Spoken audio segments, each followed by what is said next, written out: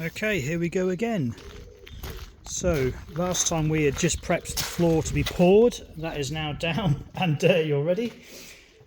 So inside I've put in the Cat 6 cable for a new phone line which has been connected to the house up there, and that will run down into this here. We've got a big bundle of Cat 6 and phone line cables here at the moment because I'm doing a fully wired Annex. So this is where the main consumer unit is going to be, above the electrical board. So I'm going to start routing things here. So far I've only routed in the ring main, and I've put these stud walls in today. So this is going to be the bathroom. I haven't wired anything into the bathroom yet. There's no electric sorted out in there yet at all. This is all just the main ring main. So bedside table, this is where his bed's going to be. And then down here at the end of the bed, we're going to have TV and internet because he wants old-fashioned coax aerial for the TV. So that's been put in as well. And double switch down there. Double switch, double socket down here. Main door light there. So there'll be two light switches here. I've got to put a little wall in here yet.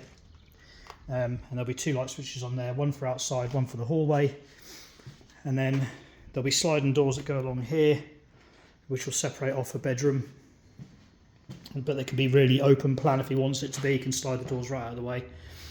So that'll be his bedroom. The walls are now lined and insulated. This is insulated fibre, insulated plasterboard. It's 50mm of insulation on top of plasterboard, bonded, pre-bonded. I've just tacked it in with 4 screws so far because there's going to be another sheet of plasterboard, 50mm plasterboard, going over everything again. So I will glue and screw that with the no nonsense expanding foam and properly screw it along all the joints and create that final envelope of plasterboard. Lots and lots of cables have been run, lots and lots. We've got 3 sets of TV cables, 3 sets of Ethernet cables, and then a main phone line slave as well. And what I'm going to do is, in my office, I've blocked off this doorway now, but through there will be my office, and I'm going to put an 8-gang Ethernet port in there, and I can basically treat it like a switchboard for through here, so I can potentially, the main telephone line and router will be in my office, and then I can put that through to any one of these Ethernet sockets if he wants it to become his phone line. So that'll be very adaptable. Again, double socket TV and net in this corner because he was going on about putting a TV here potentially with a sofa opposite.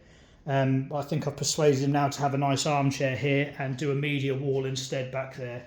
So behind there again is a set of sockets and TV and Ethernet all in there ready to go. And in this corner he wants a dartboard.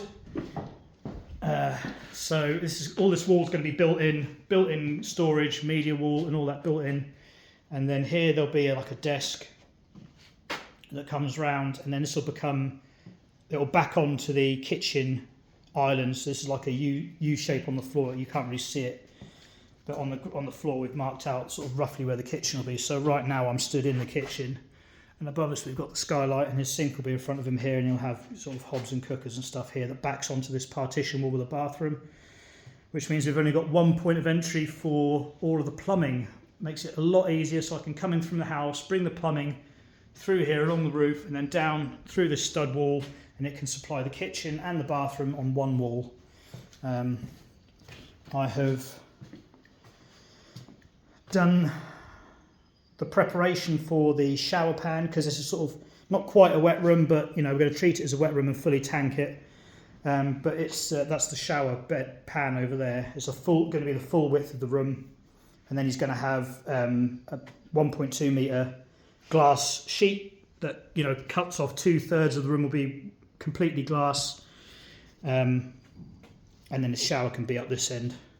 So that'll all work out. And then toilet and sink here, and then we've got a pocket door to go in here, so it slides inside itself. It's getting a bit tight to record at this angle.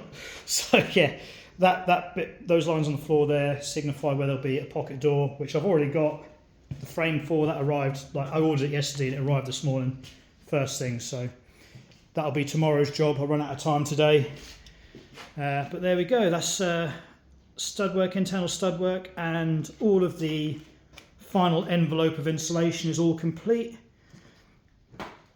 All along the tops, between the joists, completely insulated. I put a new TV aerial antenna in there, and I was fortunate enough to get a good signal there, just inside that where I've made that box. So don't touch it, it'll never go wrong, be fine. And then what I'm going to do over there is I'm going to bring all of the coax cables into one place and put a booster on it above the media wall there with a little access hatch, which you'll never see unless you sort of get right in underneath the TV and look up. So I'm going to put an access hatch up there for that. Yeah, so it's been really, really busy. The wall out here has progressed again, but it has been raining 3 days out of 5 this week. So he's not got too far with that. And we've discovered that the brickwork, I cut this bush down. Cut the bush down that was in the way, and we discovered that the brickwork is bloody awful on the existing house. Look at that. So he's gonna, it's fine there, but when we get here and above, it is all absolute rubbish. So we're going to take these out and start again. He's going to cut this one out and start again, and then line it up properly over there to the wall. But because we've got the bush out of the way, we can see just how bad it is now. But yeah, that's going up. So next step is for this door to go in. And this brickwork's going to be redone as well. I'm not happy with it. It's not. Yeah, I'm just not happy with it. So we're going to get that. He's going to redo that, and then we need to get that door in. That's sort of like the next big point, is getting this wall up so that the door is in. Once that door is in, we can knock out that bit of conservatory behind it, and then we've got access out the back here, and we can start getting scaffolding up to start going up, up, up. Dad's house is sold. The money is in the bank, so we can now go full speed, really. My priority is still in here because we need to make this a livable space so that we can put our beds and everything in it while our house is being worked on. So Dad's going to have to, you know, he wants to be out of into here by September, so we want the house to be done enough watertight so that we can get back into our side of the house again to sleep, so that he can come and move in here and start making it his own space. But yeah, busy. It's been really good 2 weeks. Way more progress in the last 2 weeks than we had over all of winter. So it feels good. So it's going so fast now. So there we go. Until the next update, probably in a week or two.